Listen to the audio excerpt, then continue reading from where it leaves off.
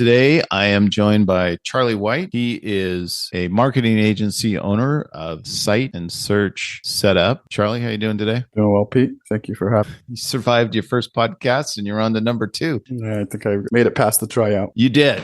Our engineer said you sounded great. May sound even better. Today, we're talking about businesses that are impacted by seasonality. What should you do in your marketing if your business has a huge seasonal component? What types of business were we thinking about? So I got roofing, painting, HVAC, and log cabins, but just in general, the types of contractors who are working outside. So, home service contractors. So, what is the dilemma here? What's the problem that we're trying to solve for these guys? So, well, a lot of these businesses, they really fill up during the summer.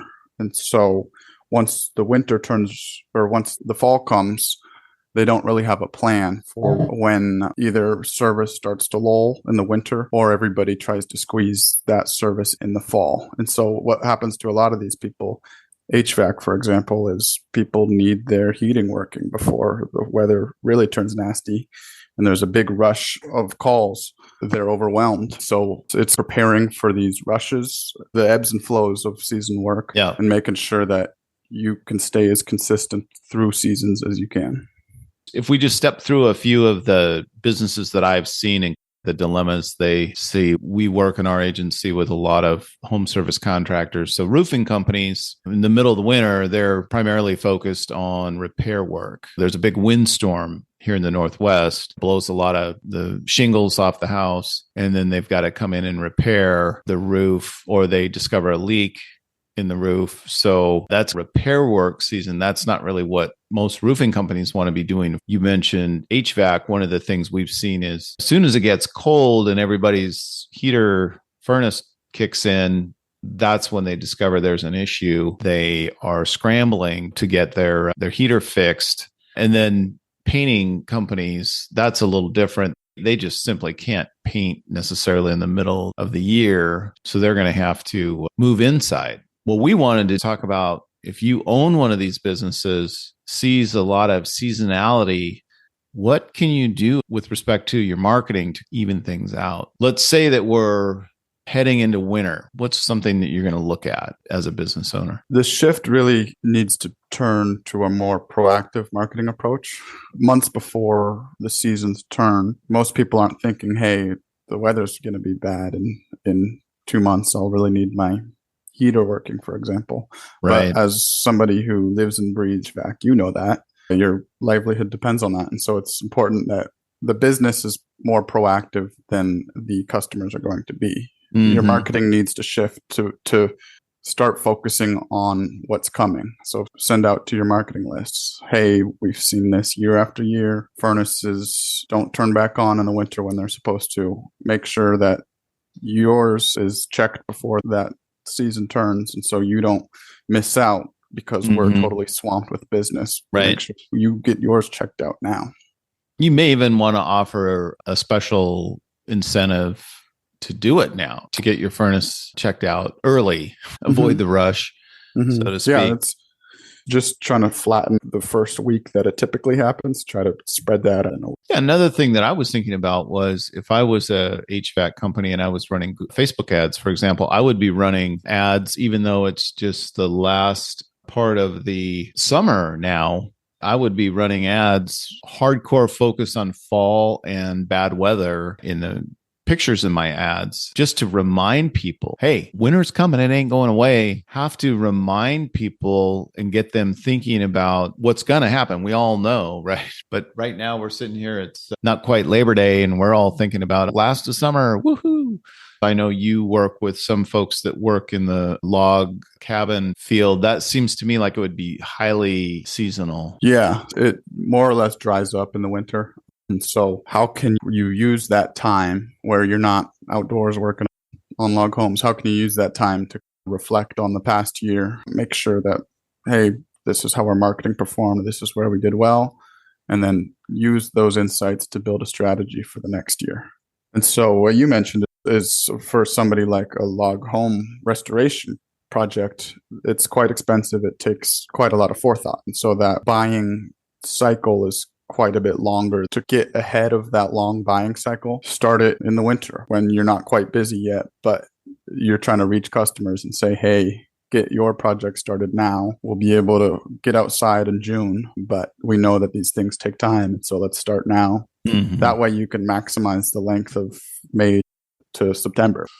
If you're one of those types of businesses that's like in the home services industry, but it's more discretionary, then something like that might be worth highlighting, as you pointed out when we were talking earlier, work that you've done during the season. So it's a great time to send out an email or a series of emails. I wouldn't just do it in one blast. Maybe once a week or once every other week, you're sending an email out to your prospects that shows the projects that you just wrapped up in the past season. So you could really highlight that maybe with a little bit of a before picture, a lot of after picture, especially if it's something that deals with the aesthetics and design of the living environment. I would think the same, like an outdoor painting company could do the same thing, right? It's applies to them. It's a little more discretionary, and it's a great time to get people thinking about what are the possibilities. And again, it's a great opportunity for you to toot your horn because you can show all the work you just did. Yeah, be proud of it. And if you can get those people